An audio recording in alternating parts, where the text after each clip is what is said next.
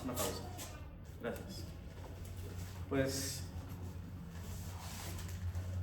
continuamos, hermanos. Quiero leerles antes de comenzar un pasaje que creo que todos hemos escuchado alguna vez. Está en Ezequiel 37, versículo 1. Voy a leer la nueva versión internacional, Ezequiel 37. Dice la palabra de Dios: la mano del Señor vino sobre mí, su espíritu me llevó y me colocó en medio de un valle que estaba lleno de huesos. Me hizo pasarme entre ellos de un lado para otro. Pude ver que los huesos que cubrían el valle estaban muy secos y eran muchos. Entonces me dijo: hijo de hombre, ¿podrán revivir estos huesos? Y yo contesté: Señor, tú lo sabes.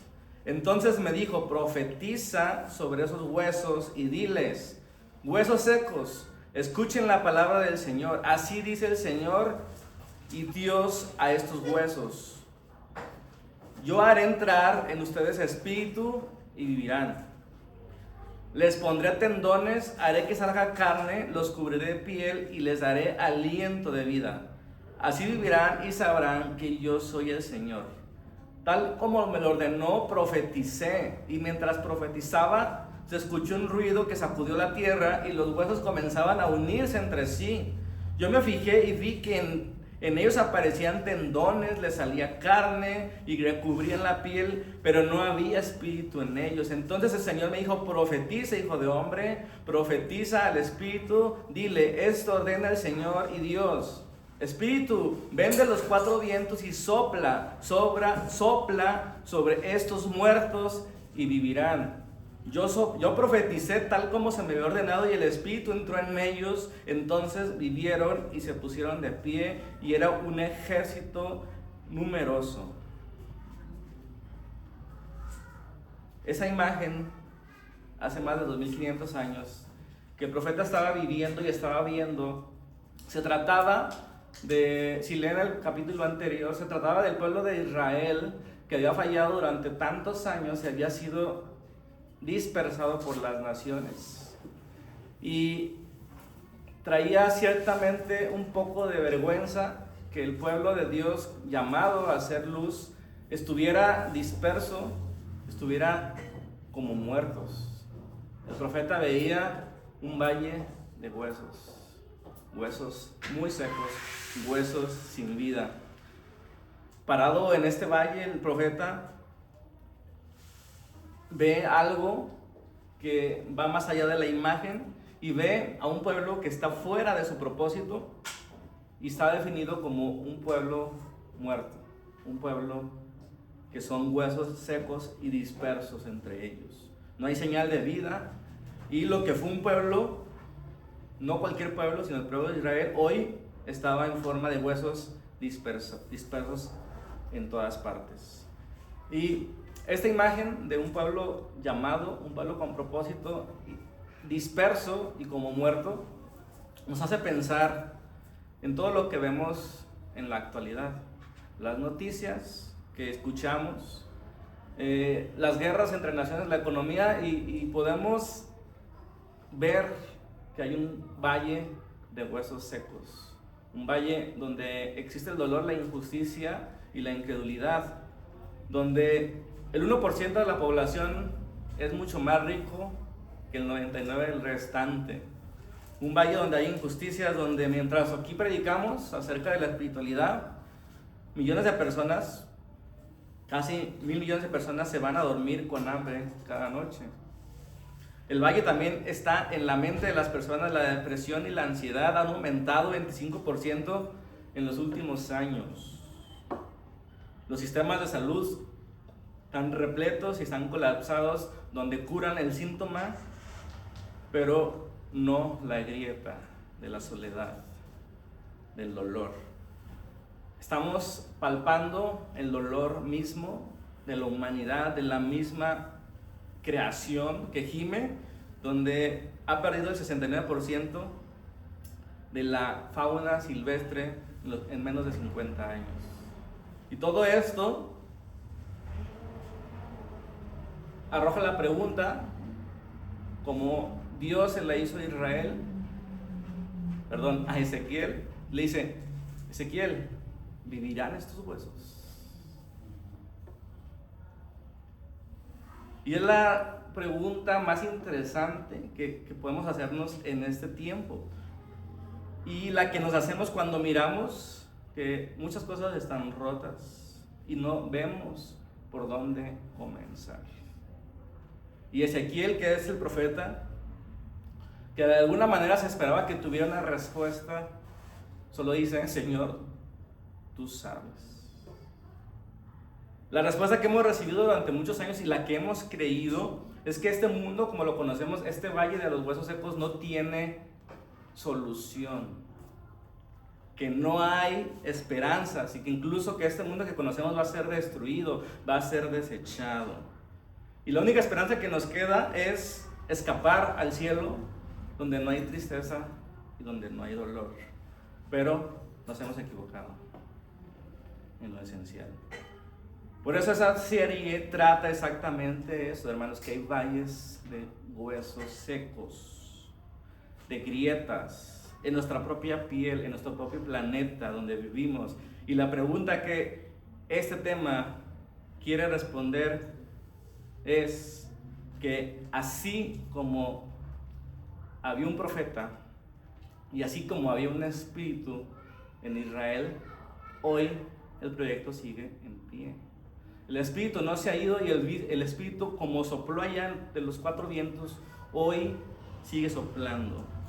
Efectivamente hay un efecto y unas consecuencias del pecado, recordando la analogía del rompecabezas armado, y que alguien llegó y lo volteó, y que hoy vemos dolor y hoy vemos grietas, pero hoy hay alguien encargado de llevar a cabo la reunión de todas las piezas y la restauración de las grietas que ocasionó el pecado, y ese es el espíritu de la restauración, el Espíritu Santo, Dios mismo hoy en día. Y ese líder es el que hoy ejecuta este plan, que el proyecto lo podemos llamar desde términos bíblicos, si queremos, la Gran Comisión. No es una cualquier misión, sino es la Gran Comisión, que es que el propósito de Dios original para el ser humano y para el mundo se lleve a cabo completamente. Es un proyecto que comienza a ser más específico desde la creación hasta llegar a Abraham, donde se le dice que en su simiente serán benditas todas las familias de la tierra. No algunas, no si las merecen, todas. Y esa promesa no es personal, sino es la declaración del proyecto, de la amplitud del proyecto de Dios. Es para todos los pueblos, para todas las naciones, para todas las familias, para todas las personas. Y la bendición que llega a Abraham no era su responsabilidad quedársela, sino transmitirla, sino extenderla. Y hoy sigue siendo esa la Gran Comisión. Más adelante, justo en los tiempos cuando Israel es declarado muerto y Ezequiel ve los huesos secos y profetiza, más adelante se levantarían hombres como Esdras, como Nehemías y como Habacuc para poder reconstruir el templo donde la gloria de Dios se manifestaba. Y Habacuc justo lo dice de esta manera: la tierra será llena del conocimiento de la gloria de Dios como las aguas cubren la mar. No como un evento, sino como una condición final. La gloria extendiéndose por todos los rincones de la tierra. La claridad va avanzando conforme el tiempo va avanzando, cuando Jesús viene, cuando el verbo se hace carne, habita entre nosotros, y dice el apóstol Juan: vimos su gloria, la gloria de Dios extendiéndose y viniendo a la humanidad a poder restaurar aquello que se había roto del principio. Y Jesús lo puede decir en diferentes formas: vayan y hagan discípulos a todas las naciones, prediquen el evangelio a toda criatura, y que este evangelio del arrepentimiento y del perdón de los pecados sea predicado en todas las naciones, comenzando desde Jerusalén, lo diría Lucas. Y el apóstol Juan diría que en el capítulo 15, 16, no están solos. les enviaré a mi espíritu, a otro como yo, dijo Jesús, y les conviene que yo me vaya. Hechos 1 lo confirma, serán capacitados cuando venga el Espíritu Santo y recibirán poder y me serán testigos en Jerusalén, en Judea, en Samaria y hasta los últimos rincones o confines de la tierra. El proyecto es el mismo desde el principio, solo ha tomado una forma más específica cada vez. Desde Abraham hasta Hechos, la dirección es la misma, la bendición que fluye desde adentro hacia afuera. El proyecto no termina cuando lo recibimos, cuando recibimos la salvación, sino ahí comienza justamente, en el perdón de los pecados. Y entonces viene la pregunta que Juan 15:16 nos responden antes de que alguien la hiciera, y es: ¿cómo se ejecuta este proyecto? ¿Cómo se ejecuta la gran comisión cuando Jesús ya no está con nosotros físicamente? Como dije, Jesús mismo lo diría y no lo creería nadie y no lo aceptaría nadie. Les conviene que yo me vaya, porque si no me voy, no vendrá el Consolador. Amén. No es un consuelo ante una pérdida como decir: no te preocupes, hijo, en el cielo tu familiar te está viendo, porque a veces lo decimos como un consuelo y no como una realidad que puede ser realidad, pero lo decimos como consuelo. Cuando Jesús dijo que les convenía que Él se fuera, no lo decía como consuelo que ya no iban a estar con Él, sino lo decía porque el proyecto tiene que tomar esta forma, donde no solo geográficamente mi presencia va a estar con ustedes, sino en cualquier momento y en cualquier parte de la historia. Y efectivamente el Espíritu Santo vino con poder en la resurrección, a través de la resurrección de Jesús y en el Pentecostés, ¿sí? No como un paréntesis de que, bueno, para que no se sientan mal, para que no se desbalaguen, mientras que vuelvo, les voy a mandar el Espíritu para que los consuele. No, es para seguir a cabo el proyecto de Dios, la intención original de llenar su tierra con su gloria, de ser de bendición a todas las familias de la tierra. Jesús vino a poner en marcha con su vida, y cuando dijo: el reino de los cielos se ha acercado. Y en el Padre Nuestro vemos claramente que el proyecto trata de que el reino venga. Por eso oramos así: que su reino venga, que su voluntad se haga en la tierra como en el cielo. Y esto es la gran comisión. Vamos a ir hasta ahí. Desde el principio y desde el Pentecostés, el Espíritu es el viento que sopla sobre los huesos secos, sobre el desorden, sobre el caos. Y los huesos y el desorden, como piezas de rompecabezas, se comienzan a reunir, y les nacen tendones, y les nace carne, y les nace vida. Y así, en ese tiempo, el dolor, las grietas, las heridas que tenemos por el pecado, por los errores, por la responsabilidad de nosotros o de otros, delatan que los huesos secos necesitan reunirse y encarnarse. Es decir, necesitamos recuperar la visión del proyecto de Dios para que nuestras grietas comiencen a sanar. Y ahorita les explico por qué es así. El Espíritu que da aliento de la vida hace que ese valle sin esperanza, o que ese dolor sin poder ser llenado, nazca de nuevo. Ese es el concepto de nacer de nuevo, el que surge de Ezequiel 36 y Ezequiel 37. Cuando las personas que están fuera del diseño original de Dios, fuera del orden de Dios, del gobierno, de la armonía, del propósito, vuelvan a ser reinstalados a Él. La tierra, dice la palabra de Dios en Génesis 1, era un caos, y el Espíritu de Dios se movía sobre la superficie de las aguas. El Espíritu de Dios se movía, soplaba sobre el caos, y la creación comenzó a tomar forma. El Espíritu, antes que hubiera orden, ahí estaba. Su primera acción registrada en las Escrituras es orden desde el desorden. Esa es su firma de este agente, de este ejecutivo, de Dios mismo en esta era en la que nos tocó vivir a nosotros. ¿Cuál era? La que estamos entre la resurrección de Jesús y su regreso, o desde la resurrección de Jesús y la nuestra, que va a ser al final de los tiempos. El Espíritu entonces está ahí desde el principio, trayendo orden, llenando el tabernáculo, dirigiendo al pueblo como una columna en el desierto, llenando a personas en su momento específicamente para construir el santuario con precisión artesanal, hablando a través de los profetas acerca de situaciones que el pueblo estaba ignorando, descendiendo sobre Jesús en su bautismo y sosteniéndolo en la prueba en el desierto, levantándolo de los muertos y viniendo con poder en el Pentecostés a cada creyente. Amén. El Espíritu ha estado ahí, es lo que quiero decir. Y el Espíritu está vigente y el Espíritu lleva en cabeza este proyecto en esta etapa desde que Jesús resucitó y ascendió a los cielos. El Espíritu toma el control de esta era.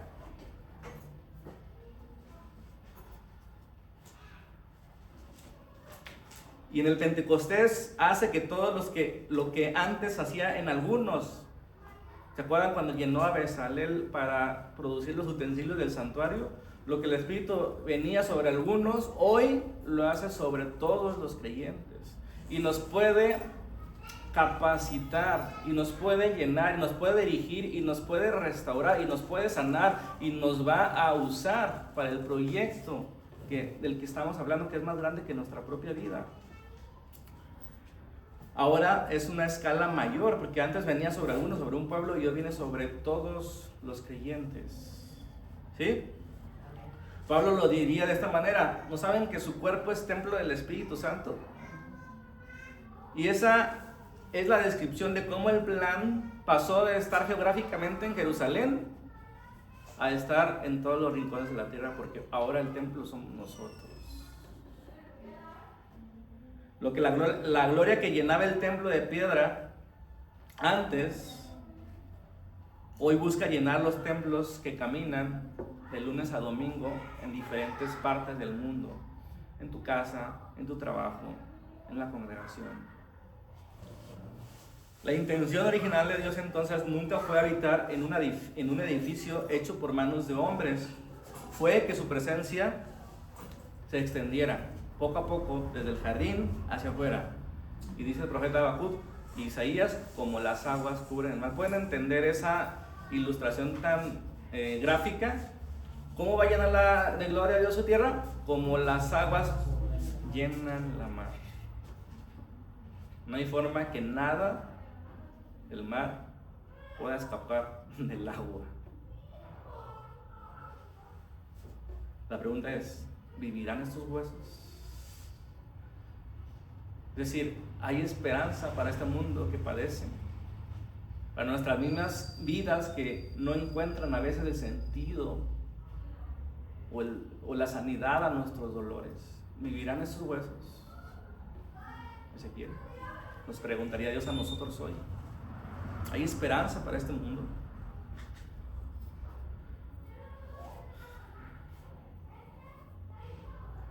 Y en nuestra analogía de la cerámica que después de ser rota es reunida, resanada y cubierta con oro las heridas, yo les puedo decir que Dios en el Espíritu Santo hoy es el más interesado en sanarnos.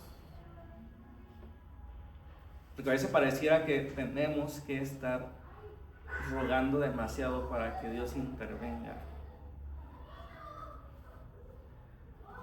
Y esa restauración que el Espíritu busca, Él se involucra personalmente, por así decirlo. Es decir, no manda a alguien, Dios mismo vino.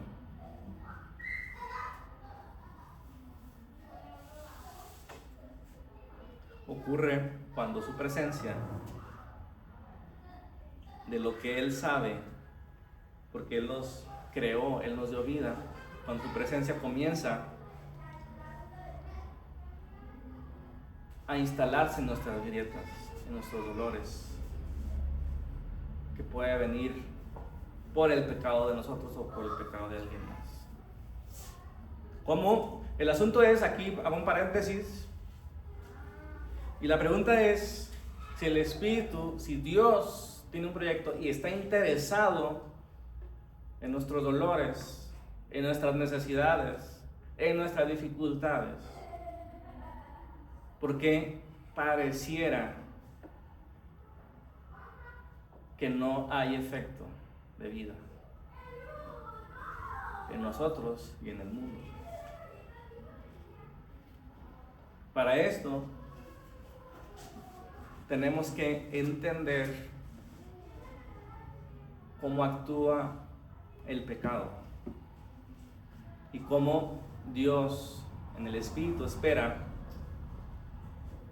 nuestra participación.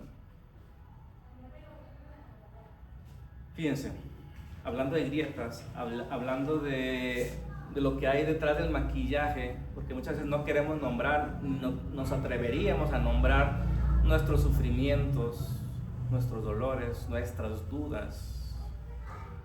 Cuando hablamos de grietas, cuando hablamos de dolor, muchas veces no nos preguntamos cuál es la causa de ese dolor. Como decía la semana pasada, el dolor de cabeza no es una enfermedad, es un síntoma. Si confundimos el síntoma con la enfermedad, nos vamos a automedicar. Y hay diversos dolores de cabeza. ¿Están de acuerdo? No hay uno ni dos, hay varios y cada uno tiene su causa. Y según su causa tiene su tratamiento. El tema es que el pecado viene en diferentes variaciones o exposiciones y lo queremos tratar igual. Y no es así. Si podríamos definir dos tipos de enfermedades sobre el pecado, que luego trae la causa de otras heridas en nosotros, podríamos decir que el primero tiene que ver con el desorden que elegimos. ¿Sí me explico? Es decir, las decisiones que tomamos con conciencia. Un ejemplo bien sencillo. Sabemos que nuestros sueldos son de 10 pesos a la semana y decidimos comprar esa televisión de 100 pulgadas. Cuando, aunque dividido en abonos chiquitos, sabemos que vamos a tener problemas. Y esas decisiones, esas grietas vienen por nuestra responsabilidad.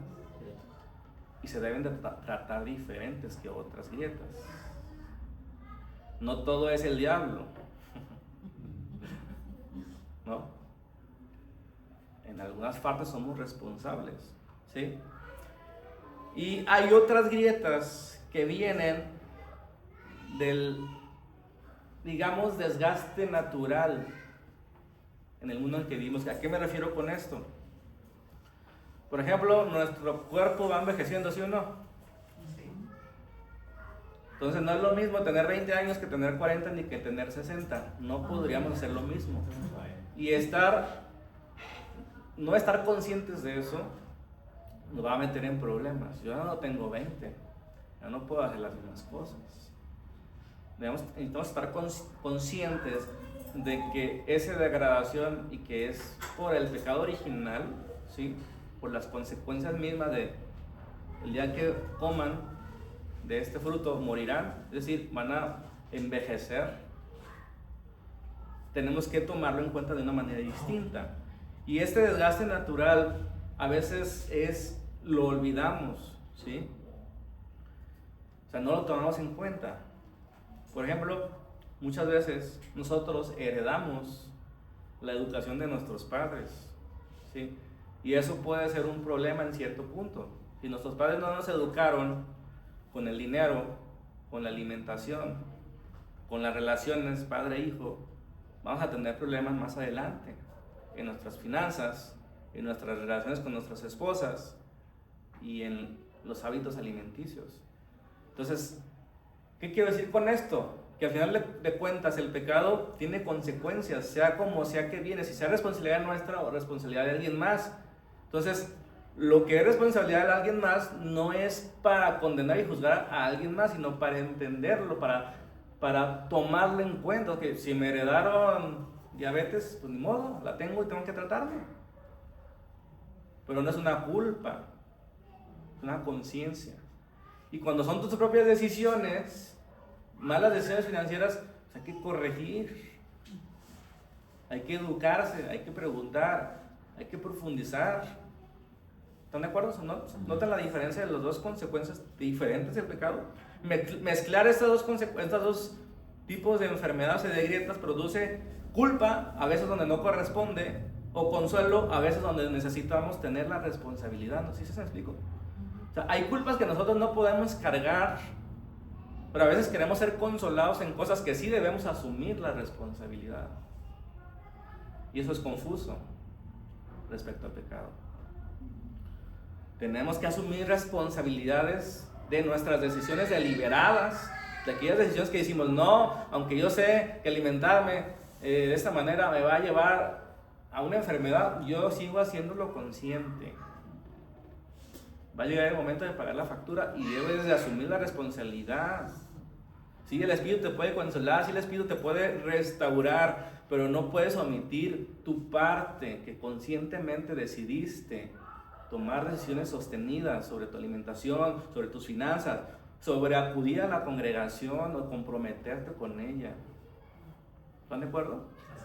O sea, y no digo por nada en particular, pero lo hemos dicho en muchos años, la gente hoy ya no está comprometida. Entonces, esas decisiones sostenidas, conscientes de que no voy, pues que no me llena, porque pues no entiendo, porque pues no lo veo relevante, nos va a pasar factura. Y nos está pasando factura ciertamente. A veces no sabemos cómo manejar nuestras finanzas, a veces no sabes cómo manejar a nuestros hijos adolescentes. Y la pregunta es, ¿qué parte de eso somos responsables? ¿Y cómo podemos cambiar? ¿Cómo podemos llevar al Espíritu nuestra responsabilidad de arrepentirnos y tener un plan? Y nota la diferencia, porque el perdón de los pecados tiene esa matiz. Hay cosas que nosotros nos vimos condicionados a hacer. Hay cosas que hemos tomado nuestras decisiones conscientes. Pero todo esto no es para cargar una culpa, es para ser restaurados, y para ello necesitamos arrepentimiento. Si no, no hay restauración. Por eso muchas cosas que pedimos, Dios parece no escucharlo, porque no entendemos esto que estoy enseñando hoy.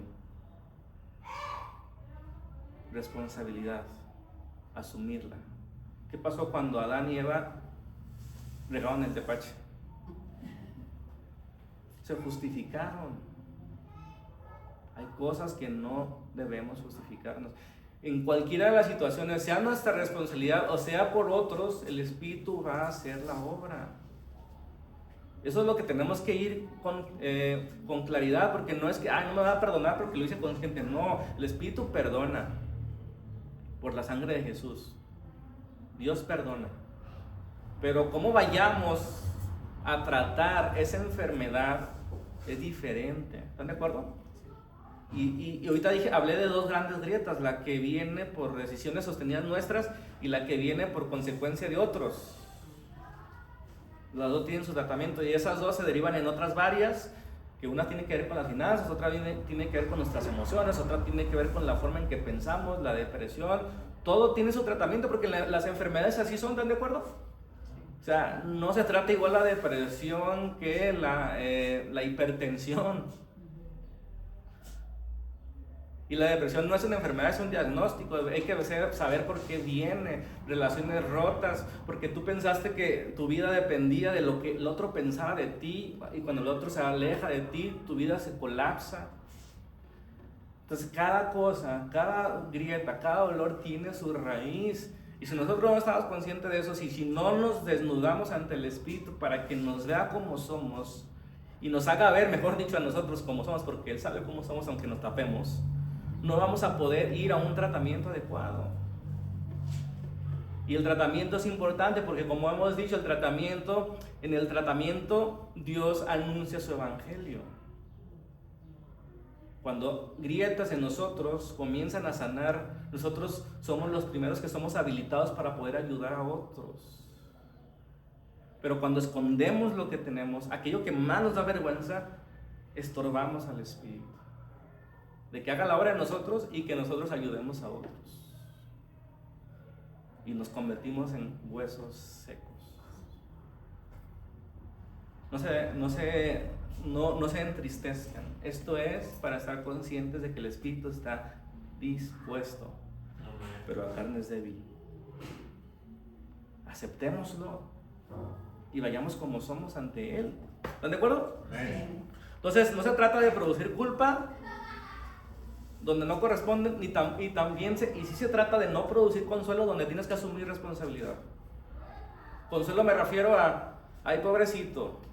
No, asume tu responsabilidad y Dios te va a restaurar. Te perdona y te restaura. Pero Él quiere que aprendamos lecciones para que podamos ayudar a otros. Si nuestra herida está en las finanzas y somos sanos, no es así porque, ya eres sano. No estamos hablando de un buen mensaje, porque se trata de estar conscientes de arrepentimiento y de restauración. Y no es como que voy a orar por ti y ya, eres educado en finanzas corporativas. No, reconoce tus motivaciones, reconoce tus decisiones y el Señor va a empezar a sanarte y va a empezar a enseñarte. Pero ¿cómo te enseña? Pues yéndole a preguntar. Y no en oración para que Él te responda y te recite una clase, sino para que te va guiando con personas, te va guiando por testimonios, te va guiando en la Escritura y vas entendiendo cosas y vas recuperando y restaurándote. ¿Sí me explico? Sí. Bien, entonces, aquí quiero mencionar otra cosa muy importante. En estas dos series que hemos llevado de la espiritualidad sin maquillaje, hemos tratado de decir que el maquillaje estorba para la verdadera sanidad, ¿sí? Y hemos tratado de definir cuáles son los signos vitales de una vida espiritual, ¿sí? Aún así, muchas veces un signo vital pudiera estar motivado por algo incorrecto. Ahorita les explico a qué me refiero. Por ejemplo, si el signo vital de las finanzas, ¿sí? Que cuando platicamos de ese tema era que nuestras finanzas puedan estar utilizándose para la obra de Dios, teniendo lo suficiente para mi casa, ¿sí? Para compartir, etcétera, etcétera. Pudiera ser que lo que me mueve en las finanzas a mí sea el dinero mismo, la reputación. Y aunque pudiera tener mucho dinero y supe cómo hacer dinero, la motivación puede ser incorrecta. Y eso es más difícil. Pero al espíritu no lo podemos engañar. Y eso es bueno y es malo, ¿no? Pero bueno, lo que quiero decir con esto es, el espíritu lee nuestras motivaciones. A diferencia de las personas que solemos juzgar según las apariencias, el espíritu no juzgará según las apariencias. Y a veces nos da miedo que el espíritu nos confronte o nos ayude a pensar conscientemente, porque nos da miedo escarbar nuestras verdaderas motivaciones. ¿Por qué estamos aquí? ¿Por qué abrimos nuestra Biblia en las mañanas? ¿Por qué tratamos de aprender? ¿Por qué yo quiero tener una iglesia? ¿Y por qué quiero que crezca? Pudiera estar ensuciado un poquito en las motivaciones, ¿sí? No se puede engañar al espíritu con maquillaje ni con nada. Pero fíjense, hacer las cosas, por ejemplo, lo hemos dicho en otras ocasiones, las iglesias que más han funcionado, vamos a hablar del 2020 hacia atrás, porque 2020 hacia adelante cambiaron todas las cosas. Las iglesias que más funcionaban del 2020 hacia atrás eran las iglesias legalistas. Las iglesias que decían, si no das el diezmo te vas hacia el infierno. Si no das la isla diario, Dios te va a castigar. O sea, hacer las cosas por la motivación incorrecta pareció funcionar más. Pero yo estas cosas de niños, porque así la voy a decir, la veo con cierta utilidad mientras que eres niño. Es decir, es como esas llantitas de la bici donde tienes que ponérsela al niño para que empiece a aprender. Muchas veces los cristianos tenemos que decirte que te vas al infierno para que hagas, y a mí se me hace incorrecto. pero a veces parece la única forma que va a reaccionar la gente, tristemente. Y yo he tratado de evitar eso, pero sí reconozco que esas llantitas pueden ayudar más que decirle, a ver, suelta la bici y que Dios te bendiga, y te va a caer y se va a doler y ya no se va a volver a querer subir la bici. Entonces, ¿me explico?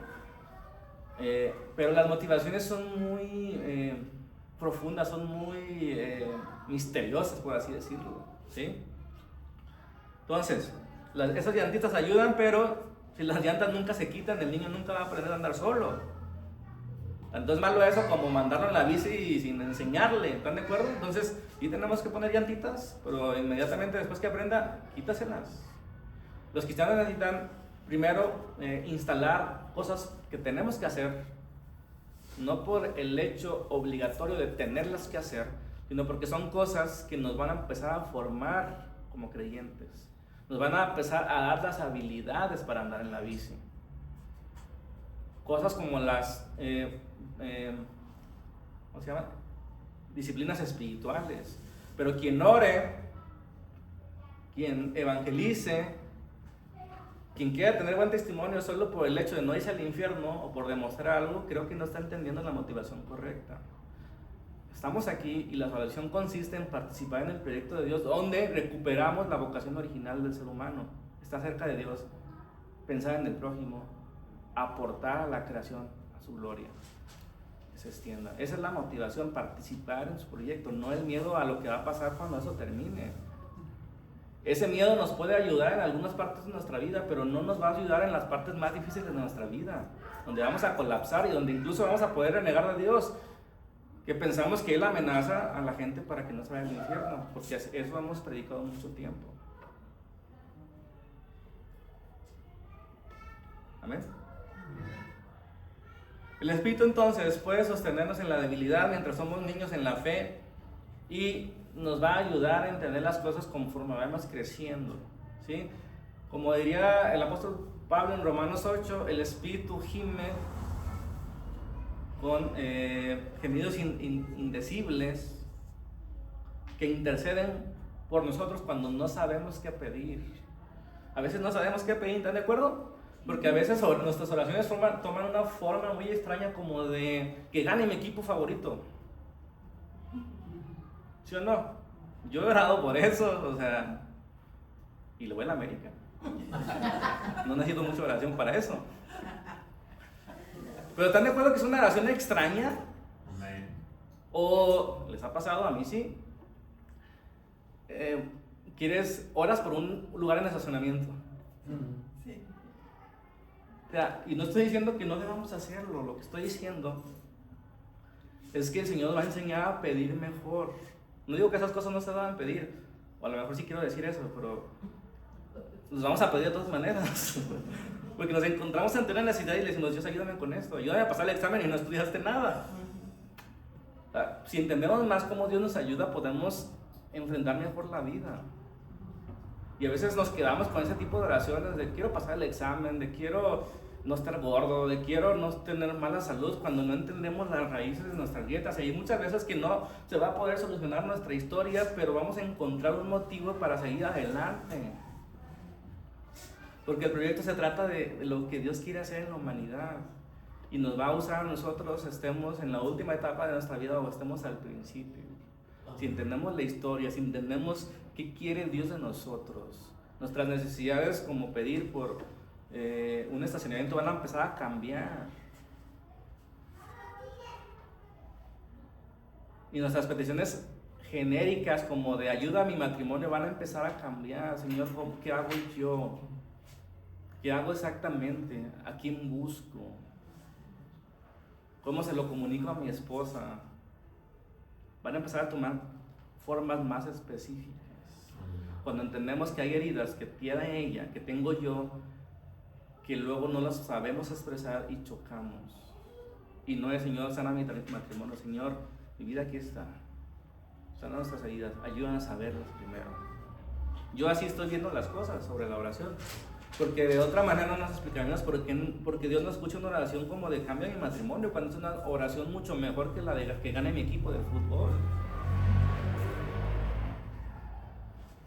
Y a veces pensamos que Dios no nos quiere contestar, Pero ¿no será que en la respuesta Él quiere nuestra participación?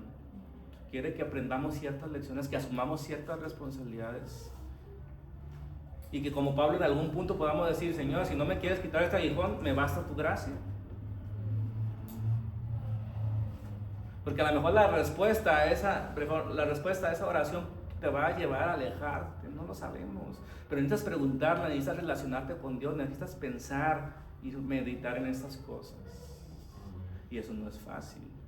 Es más fácil decir, ven a orar por ti aquí al frente y que Dios cambie tu vida. Dios la va a cambiar, pero necesita nuestro compromiso. Necesitamos que entendamos por qué la va a cambiar o para qué la quiere cambiar. ¿Le has pedido al Señor más prosperidad económica? Yo sí le he pedido eso en algún punto. Y creo que hasta que entendí para qué, el Señor comenzó a cambiar. Y no es como de la noche a la mañana. Lo que quiero decir es, en el transcurso de pedirle, Señor, quiero ayudarme. Dije, Señor, ya estoy listo, mi corazón está listo, pero en el camino me encontré que mi corazón estaba listo, pero mis hábitos de finanzas no están listos.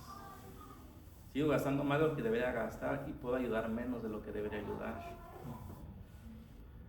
Y no es, Señor, cámbiame. Señor, ¿cómo cambio? ¿Qué heridas o cosas que ni siquiera puedo nombrar tengo que me hacen actuar así? ¿Simplemente es una decisión mía rebelde o es algo que no veo? Y ese es el tipo de oraciones que Dios va dándote esa dirección para que tu vida comience a tomar forma, para que las piezas comiencen a ordenarse. ¿Me explico? Si no, de otra manera, pues no entiendo lo que pasa, porque las oraciones no se escuchan. Es que, a final de cuentas, Dios sí entiende nuestra debilidad genuina, pero tampoco nos solapa nuestro desorden que elegimos.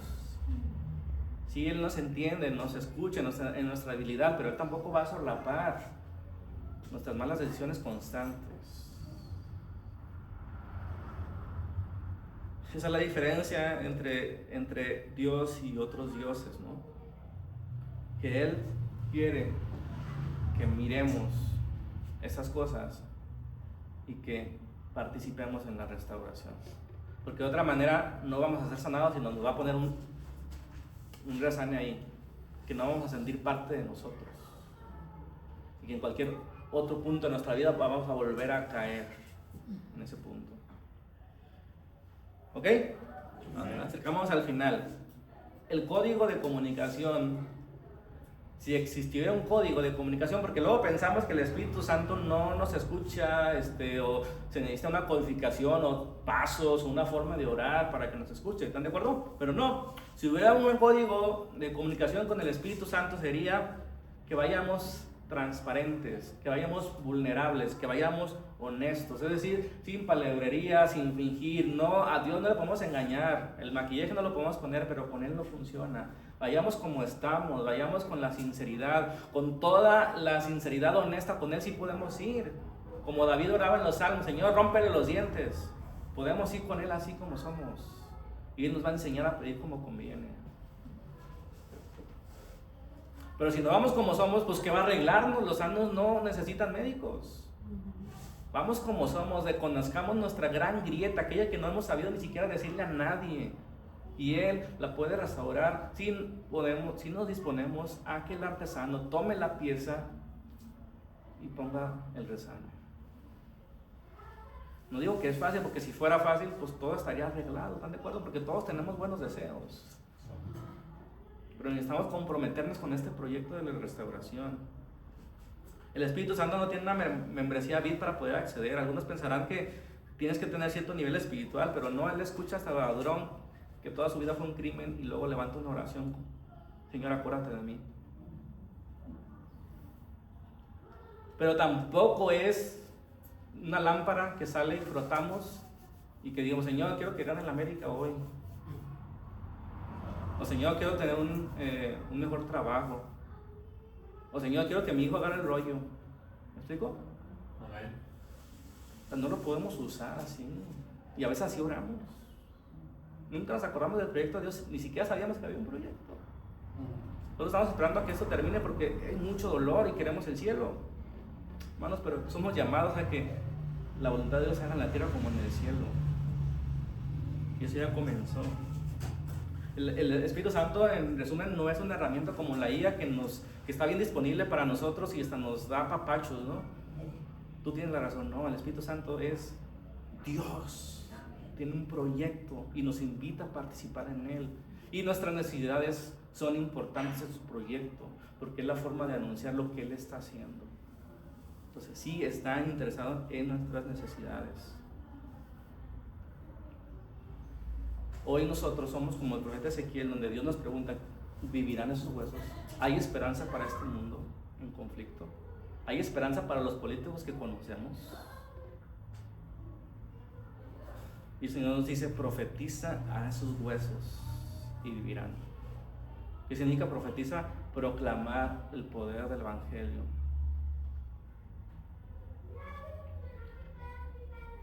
Pero tenemos que profetizar, tenemos que declarar, tenemos que participar. No es Señor, sana la humanidad. Si hay políticos malos, si los cristianos han abandonado la vida pública, entonces nuestra oración no debería ser porque cambie la vida pública, sino que levantes cristianos que estén en toda la vida. No solo en las iglesias, ahí orando bien y pidiendo avivamiento, sino formando buenos cristianos, mejores cristianos para lo que viene en este mundo. Y la iglesia ha abandonado formar, porque no es fácil, y hoy menos con tantas distracciones. ¿Amén? Amén. Bueno, ahí la vamos a dejar por hoy. Pónganse de pie.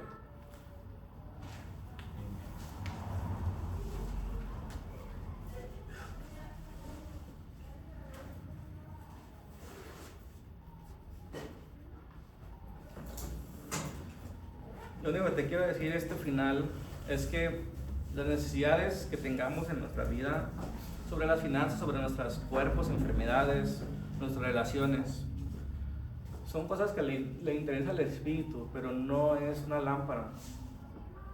Necesitamos entender cómo lo que nos pasa puede ayudar al proyecto de Dios. Él quiere sanarnos.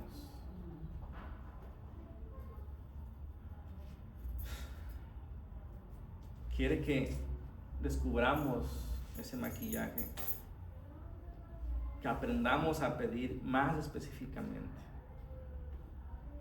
que veamos en nuestra vida esos huesos que están secos, que vayamos con esa honestidad y con esa fe de que no somos nosotros el que produce vida y restauración, somos nosotros el que profetiza y el que cree en el que sana.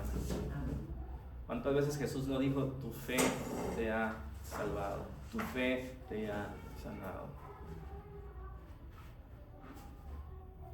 Y el valle de los huesos secos no va a desaparecer hoy si no comenzamos a orar diferente, si no comenzamos a participar diferente en esta historia que tiene un líder, que tiene un nombre, que es el Espíritu Santo, y tiene un proyecto vigente y su firma está presente trayendo orden, trayendo restauración. Oramos.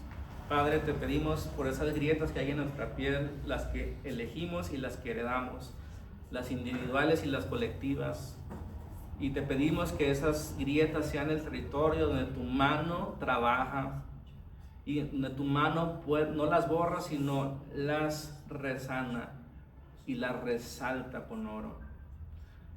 Nuestras vidas que no son escondidas en un cajón, sino que la luz, como diría nuestro Señor, se pone en el candelero y no debajo de la mesa.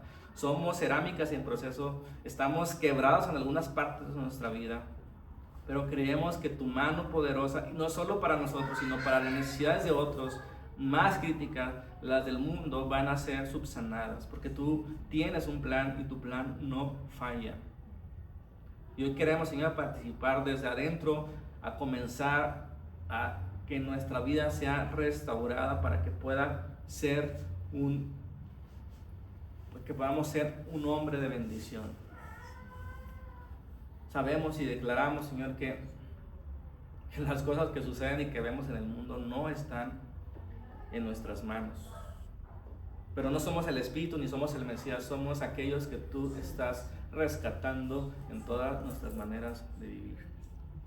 Hoy nos consolamos, no solo en que un día vamos a estar contigo plenamente, sino que hoy ya estás con nosotros y nos usas y nos haces participar como tus hijos, como tus socios, como tus amigos, como tus siervos, como tus embajadores en este gran proyecto donde cada uno de nosotros es un templo que camina y que puede reflejar tu gloria a través de nuestras grietas y a través de nuestra vida transformada.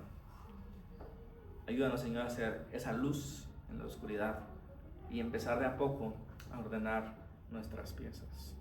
El Espíritu nos enseñe a pedir como conviene, que es el Espíritu de la restauración. Te lo pedimos en el nombre de Jesús. Amén.